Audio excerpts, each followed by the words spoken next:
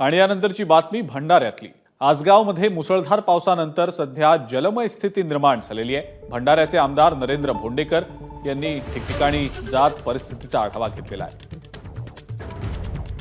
पूरस्थितीचा आमदार भोंडेकर यांनी आढावा घेतलेला आहे। भंडाऱ्यात मुसळधार पाऊस सुरू आहे, अनेक रस्ते जलमय झालेले आहेत आणि इथलं जनजीवन विस्कळीत देखील झालंय।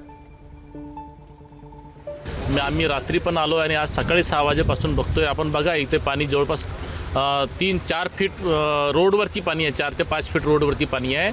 आतमध्ये जर बघितलं तर माणूस डुबेल इतकं पाणी आहे आणि पूर्ण अक्षरशः आसगाव तर 100% पूर्ण गल्ल्यामध्ये पूर्ण डुबून म्हणजे पूर्ण पाणीमय झाले, जलमय झालेला आहे। आपल्याला दिसतंय सरसकट आता पवनी तालुक्याला ह्या आसगाव परिसरातील सगळ्या शेतकरी असतील, घरगुती असेल, सगळ्या लोकांनी पंचनामा आता सरसकट करून यांना सरकारकडून आर्थिक मदतीची अपेक्षा सगळ्यांकडे आहे आणि नक्कीच प्रशासनाने सतत तसा अहवाल शासनाकडे बनवण्याचा आम्ही निर्देश दिलेले आहेत। एबीपी माझा, उघडा डोळे बघा नीट।